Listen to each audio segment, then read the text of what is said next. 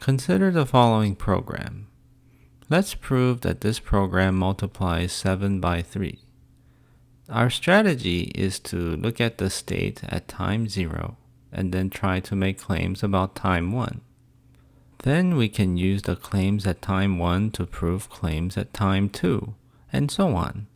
Eventually, at time 14, we can prove that the memory cell 5 stores 21 and the program terminates. Let's start with what we know. We know the PC at time 0, and we know what the instructions are. Now, if instruction 0 is an add I instruction where the destination is 3, and the PC at time 0 is 0, then the value of cell 3 at time 1 is 3.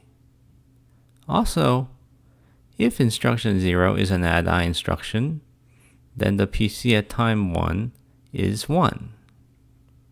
Let's use the information we proved at time 1 to prove other information at time 2. For instance, we know that the PC at time 1 is 1, and instruction 1 is an add I instruction. So we can calculate the value of cell 4 at time 2. Also, given that the PC at time 1 is 1, and instruction 1 is an add I instruction, the PC at time 2 increases by 1. So it becomes 2. Finally, the value of cell 3 at time 2 is 3 because instruction 1 does not impact cell 3. Instruction 2 sets cell 5 to 0 and increments the PC to 3.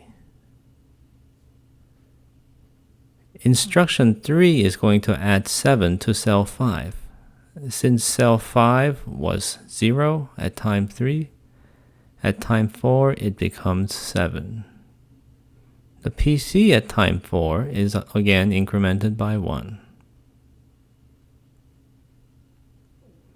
Instruction 4 adds 1 to cell 4, and so the value of cell 4 is 1. The value of cell 3 at time 5 is still 3.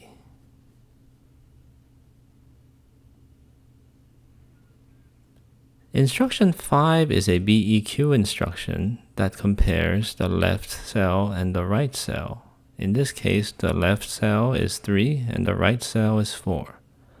Notice that at time 5, the value of cell 3 was 3 and the value of cell 4 was 1. Therefore, the left cell does not equal the right cell, and so the PC is simply increased by 1 to 6.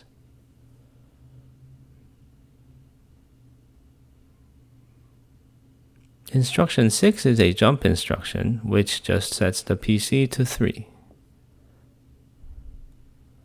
And now the addition instructions repeat.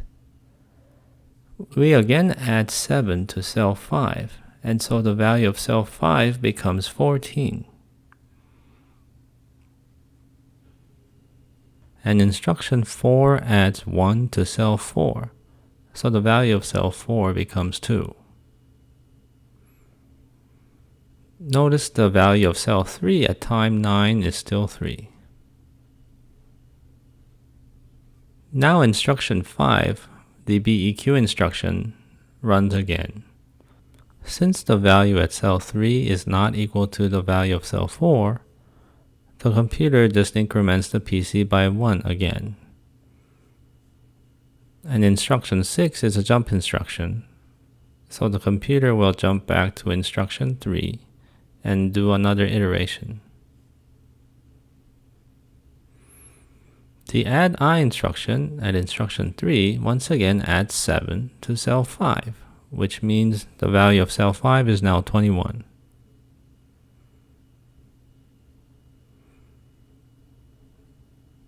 Instruction 4 adds 1 to cell 4, so the value of cell 4 is now 3.